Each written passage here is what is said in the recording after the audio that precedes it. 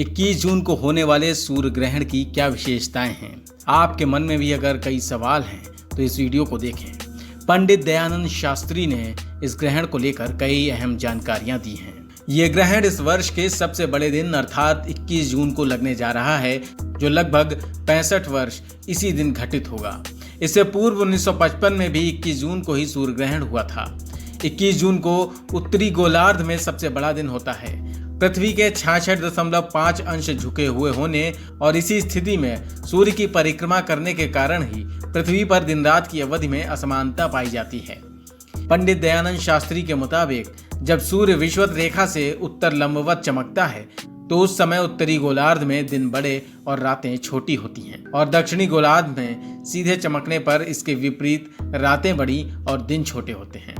21 जून 2020 को जब सूर्य कर्क रेखा पर लंबवत चमकता है तो उस समय उत्तरी गोलार्ध पर दिन सबसे बड़ा और रात सबसे छोटी होती है।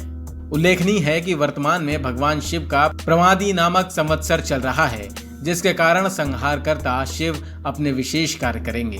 प्राकृतिक आपदा, बाढ़, भूकंप आदि के साथ राजनीतिक क्षेत्र में भी उथल पुथल संभावित है।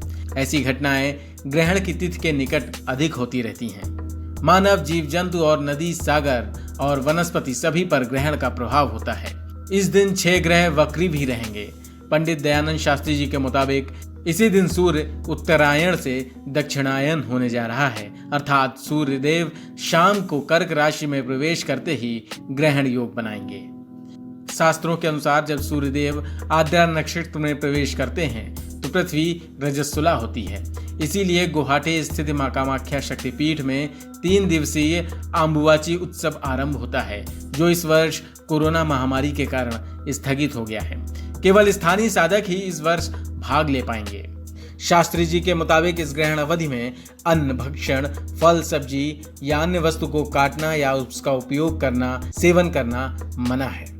तरल वस्तु और रसदार सामग्री जैसे जल आदि में शुद्धता हेतु ग्रहण के सूतक काल में कुशा का उपयोग कर उस सामग्री को नकारात्मक ऊर्जा से बचाया जा सकता है। ज्योतिषाचार्य पंडित दयानंद शास्त्री जी के मुताबिक इस ग्रहण के प्रभाव स्वरूप मनुष्य का पाचन तंत्र प्रभावित होगा।